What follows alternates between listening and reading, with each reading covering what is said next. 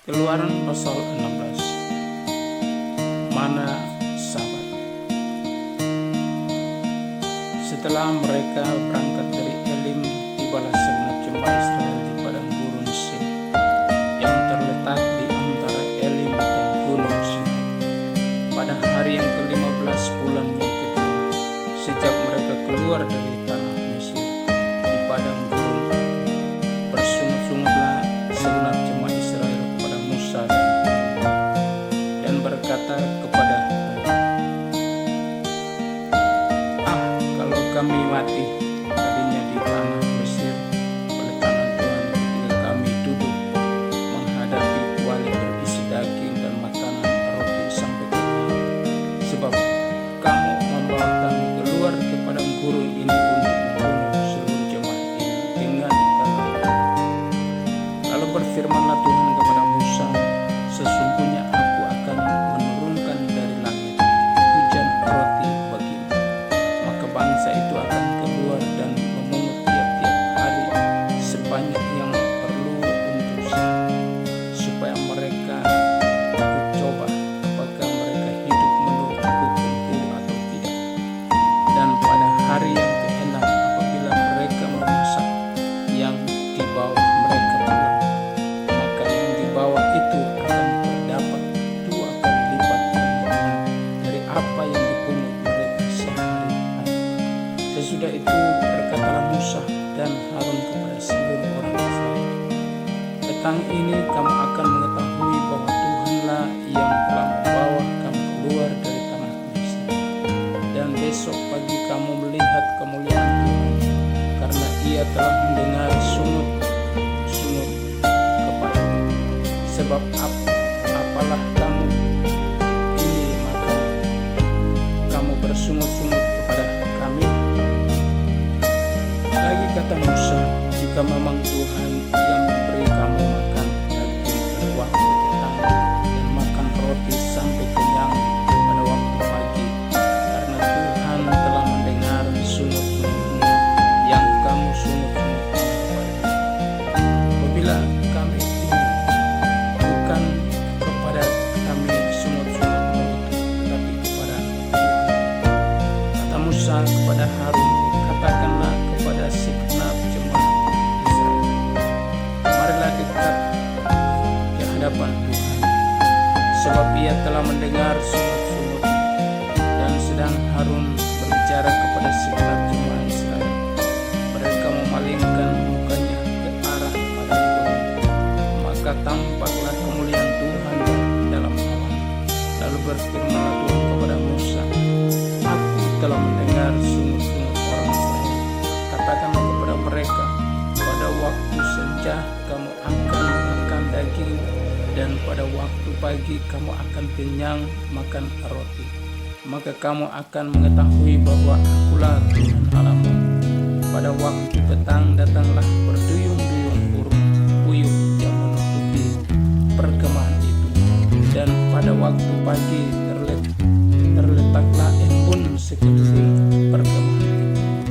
Ketika embun itu telah menguap, tampaklah pada permukaan padang gurun sesuatu yang halus, sesuatu yang seperti sisik, halus seperti embun beku di bumi.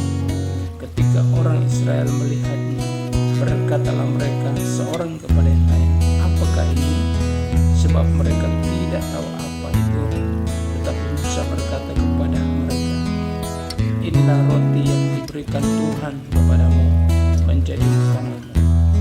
Beginilah perintah Tuhan, pungutlah itu tiap-tiap orang menurut keperluan masing-masing. Kamu boleh mengambil untuk sisi kemahnya segomer seorang menurut jumlah jiwa. Demikianlah diperbuat orang Israel, mereka mengumpulkan ada yang banyak, ada yang sedikit. Ketika mereka menakarnya dengan gomer, maka orang yang mengumpulkan banyak tidak kelebihan, dan orang yang mengumpulkan sedikit tidak kekurangan. Tiap-tiap orang mengumpulkannya menurut keperluannya. Musa berkata kepada mereka, seorang pun tidak boleh meninggalkan mendengarkan daripadanya sampai pagi.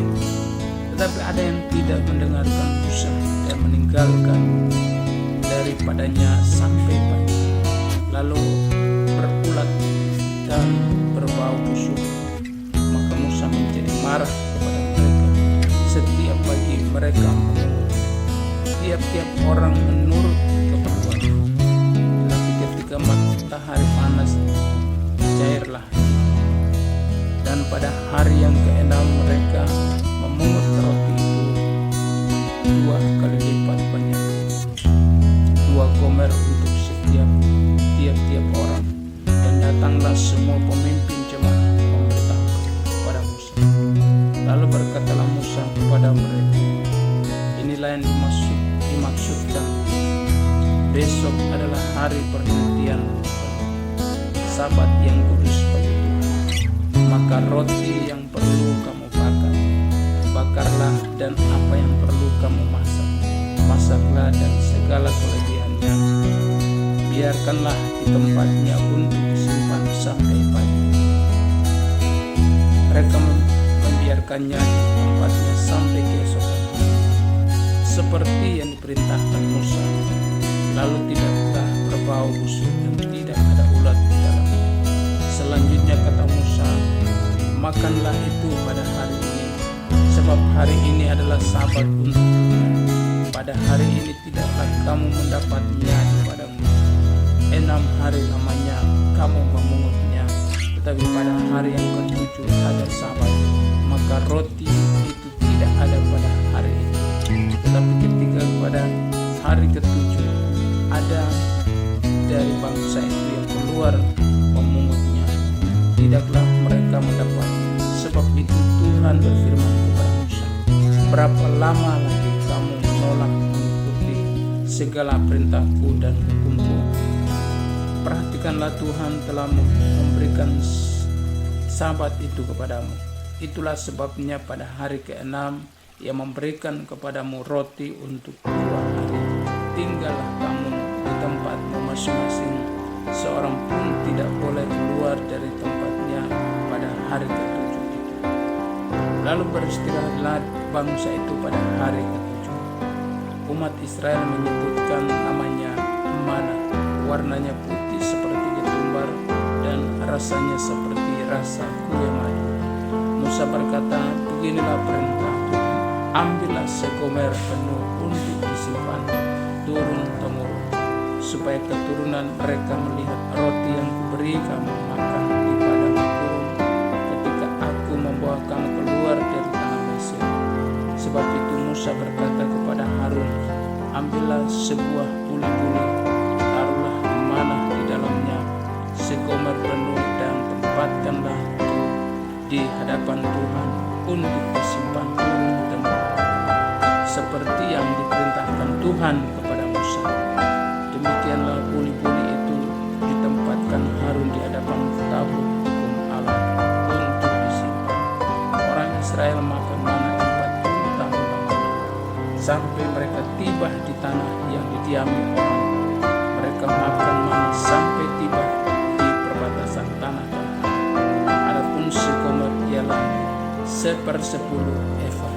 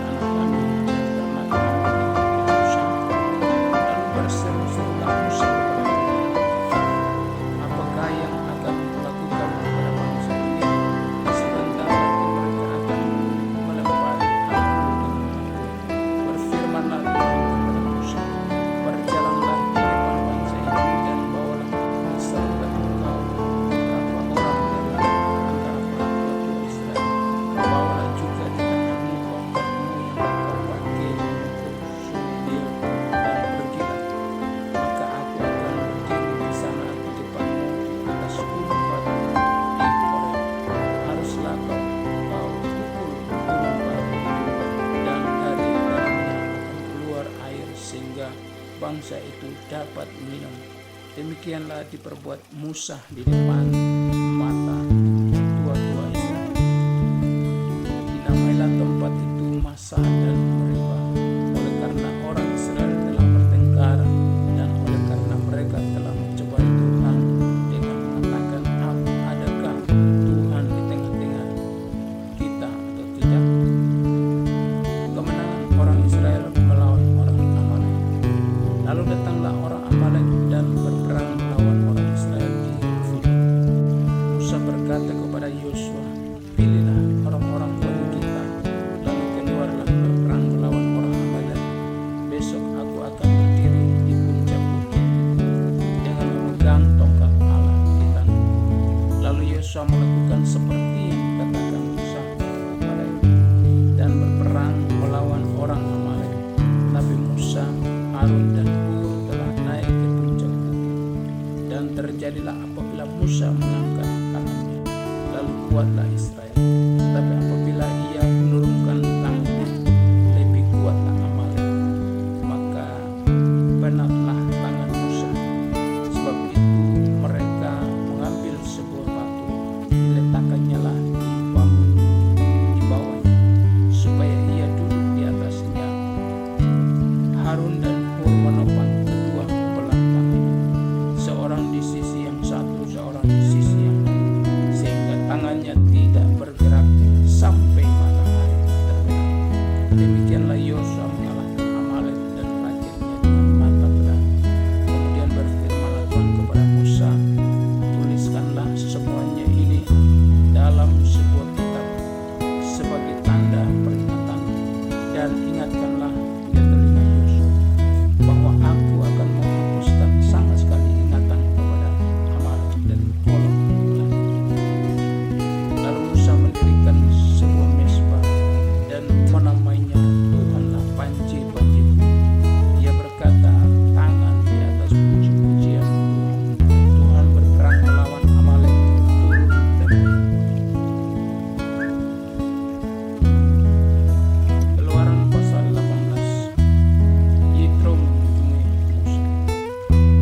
Kedengaranlah kepada Yitro, imam di Midian, mertua Musa, segala yang dilakukan Allah kepada Musa dan kepada Israel umatnya, yakni bahwa Tuhan telah membawa orang Israel keluar dari Mesir. Lalu Yitro, mertua Musa, membawa serta Zipora istri Musa yang dahulu disuruh Musa pulang, dan kedua anak laki-laki Zipora yang seorang bernama Gersom. Sebab kata Musa, aku telah menjadi seorang pendatang di negeri asing. Dan yang seorang lagi bernama Eliezer, sebab katanya, Allah Bapakku adalah penolongku dan telah menyelamatkan aku dari pedang Firaun. Ketika Yitro mertua Musa beserta anak-anak dan istri Musa sampai kepadanya di padang gurun, tempat ia berkemah dekat gunung Allah, disuruhnyalah mengatakan kepada Musa, aku mertuamu Yitro datang kepadamu membawa istrimu beserta kedua anaknya. Lalu keluarlah Musa menyongsong mertuanya itu. Sujudlah ia kepadanya dan menciumnya. Mereka menanyakan keselamatan masing-masing, lalu masuk ke dalam kemah. Sesudah itu Musa menceritakan kepada mertuanya segala yang dilakukan Tuhan kepada Firaun dan kepada orang Mesir karena Israel, dan segala kesusahan yang mereka alami di jalan, dan bagaimana Tuhan menyelamatkan mereka. Bersukacitalah Yitro tentang segala kebaikan yang dilakukan Tuhan kepada orang Israel, bahwa ia telah menyelamatkan mereka dari tangan orang Mesir. Lalu kata Yitro, terpujilah Tuhan yang telah menyelamatkan kamu dari tangan orang Mesir dan dari tangan Firaun. Sekarang aku tahu bahwa Tuhan lebih besar dari segala Allah, sebab ia telah menyelamatkan bangsa ini dari tangan orang Mesir, karena memang orang-orang ini telah bertindak angkuh terhadap mereka.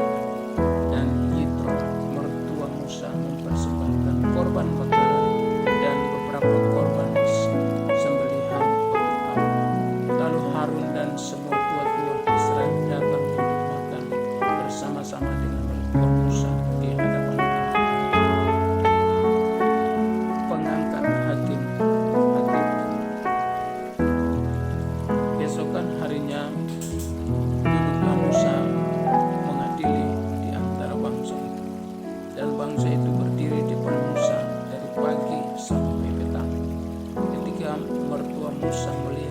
segala yang dilakukannya kepada bangsa itu.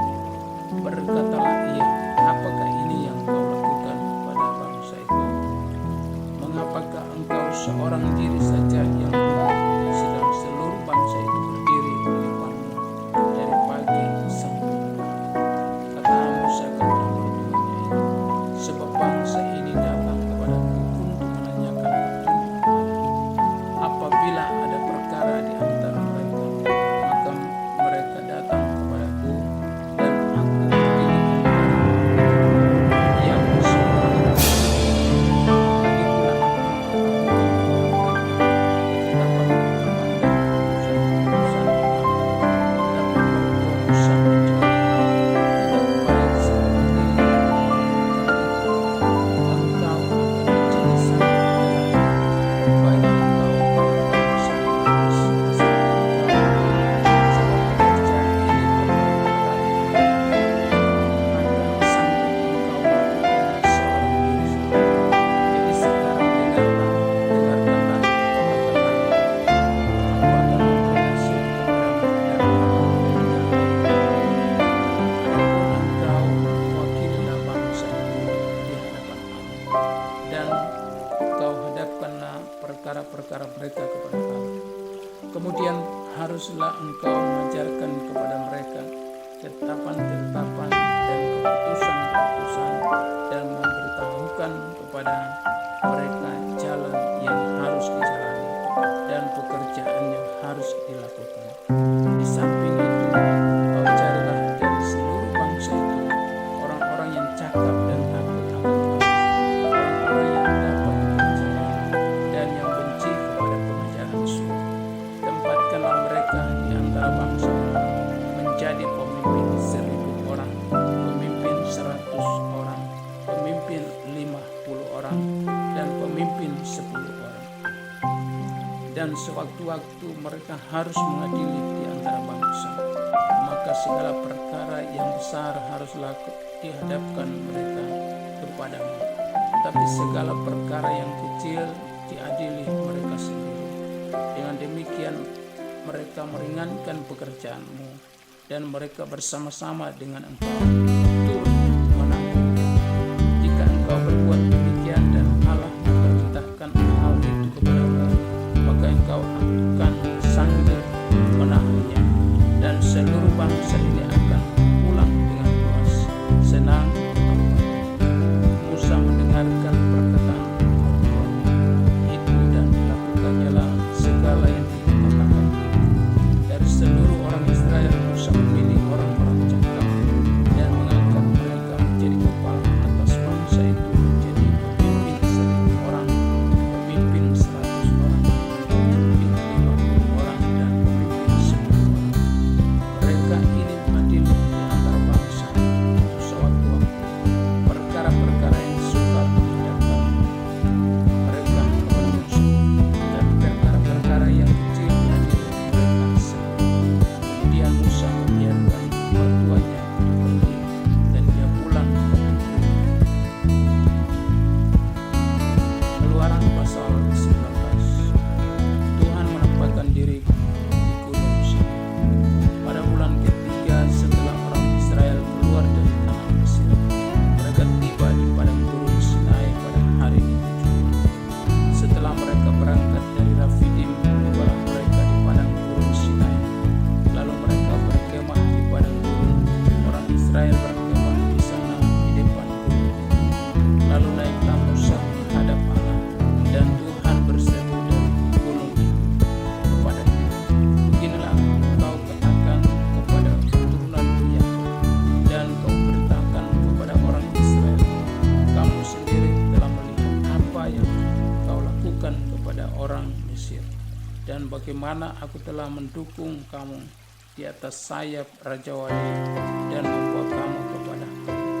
Jadi sekarang jika kamu sungguh-sungguh mendengarkan firman-Ku dan berpegang pada perjanjian-Ku, maka kamu akan menjadi harta kesayangan-Ku sendiri dari antara segala bangsa, sebab Akulah yang mempunyai seluruh bumi. Kamu akan menjadi bagiku kerajaan imam dan bangsa yang kudus. Inilah sebab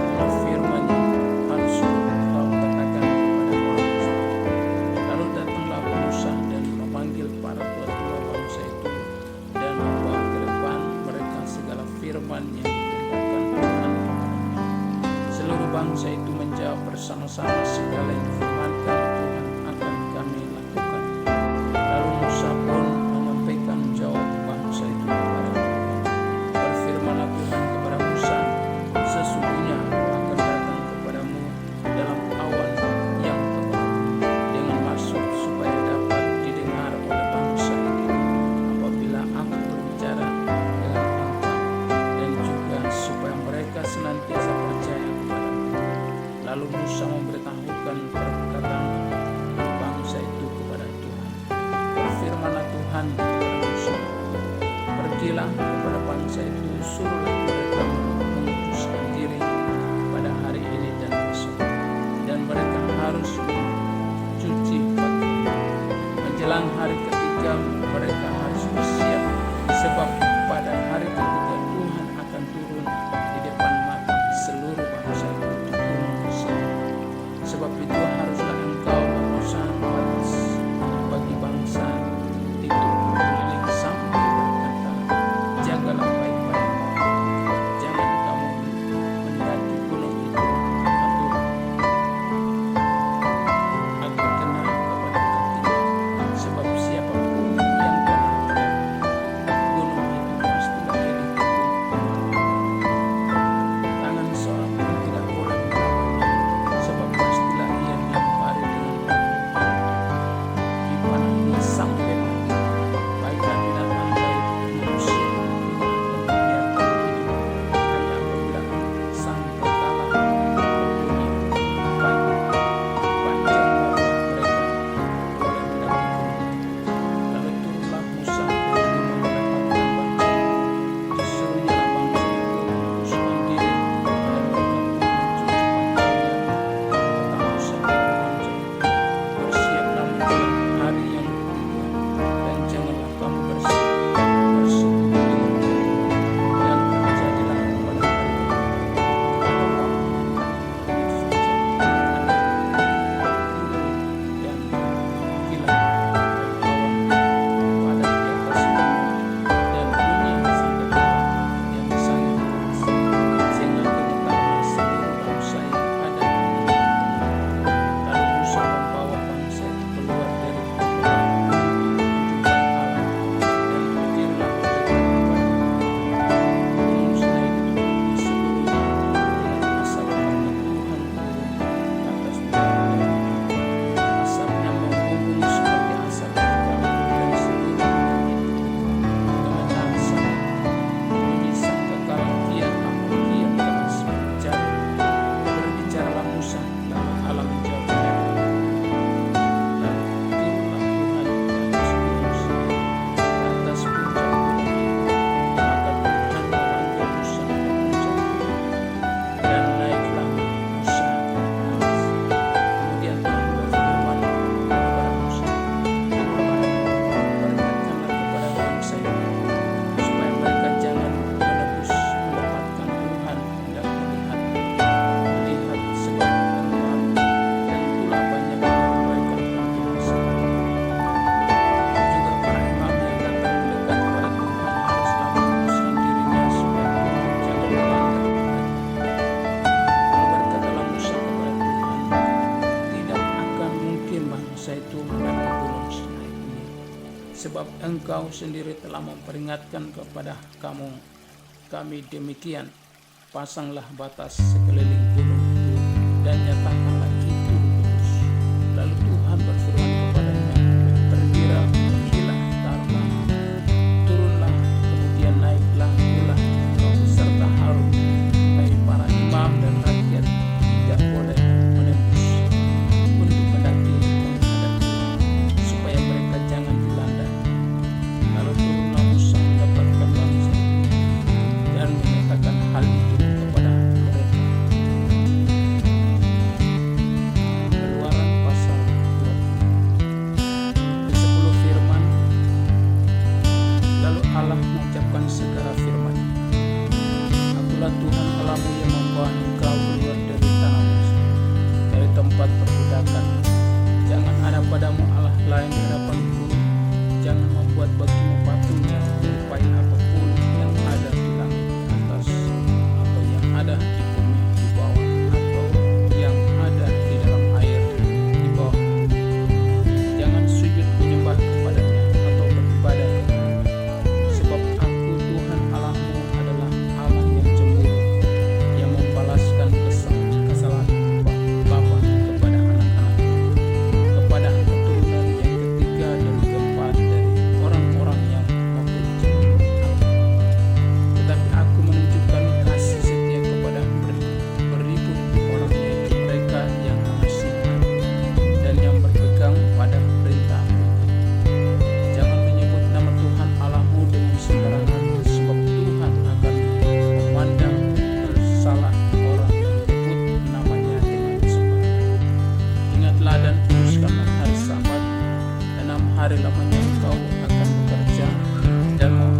dalam segala pekerjaan. Tapi hari ketujuh adalah hari Sabat Tuhan Allahmu, maka janganlah melakukan sesuatu pekerjaan, engkau atau anakmu laki-laki, atau anakmu perempuan, atau hambamu laki-laki, atau hambamu perempuan, atau hewanmu, atau orang asing yang di tempat kediamanmu. Sebab 6 hari lamanya Tuhan menjadikan langit dan laut dan segala isinya, dan ia berhenti pada hari ketujuh. Itulah sebabnya Tuhan memberkati hari Sabat dan menguduskannya. Hormatilah ayahmu dan ibumu, supaya lanjut tinggal di tanah yang diberikan Tuhan Allahmu kepadamu. Jangan membunuh, jangan berzina, jangan mencuri, jangan mengucapkan saksi dusta tentang sesama, jangan mengingini rumah sesama, jangan mengingini istrinya atau hambanya laki-laki atau hambanya perempuan, atau lembunya atau keledainya, atau apapun yang dipunyai sesama. Orang Israel takut menghadapi kedatangan Tuhan. Seluruh bangsa di bumi menyaksikan murung, mengguntur kilat sabung menyambung, sangkakala berbunyi, dan gunung berasap. Maka bangsa itu takut dan gemetar, dan mereka berdiri jauh-jauh. Mereka berkata kepada Musa, "Engkaulah berbicara dengan kami, maka kami akan mendengarkan. Tetapi janganlah Allah berbicara dengan kami, nanti kami mati." Tetapi Musa berkata kepada bangsa itu, "Janganlah takut, sebab Allah telah datang dengan maksud untuk mencobai kamu, dan dengan maksud supaya takut akan Dia ada padamu, agar kamu jangan berbuat dosa." Adapun bangsa itu berdiri jauh-jauh, tetapi Musa pergi mendekati embun yang kelam di mana Allah ada. Peraturan tentang kebaktian. Lalu berfirmanlah Tuhan kepada Musa, "Beginilah kukatakan kepada orang Israel, kamu sendiri telah menyaksikan bahwa aku berbicara dengan kamu dari langit. Janganlah kamu membuat di sampingku Allah perak, juga Allah emas. Janganlah kamu buat bagimu, kau buatlah bagiku mezbah dari tanah, dan persembahkanlah di atasnya korban bakaranmu dan korban keselamatanmu, kambing dombamu dan lembu sapimu, pada setiap tempat yang kau tentukan menjadi tempat peringatan bagi namaku. Aku akan datang kepadamu dan memberkati engkau. Tetapi jika engkau membuat bagiku mezbah dari batu, maka jangan engkau mendirikannya dari batu pahat. Sebab apabila engkau mengerjakannya dengan beliung, maka engkau melanggar keputusanku. Juga jangan engkau naik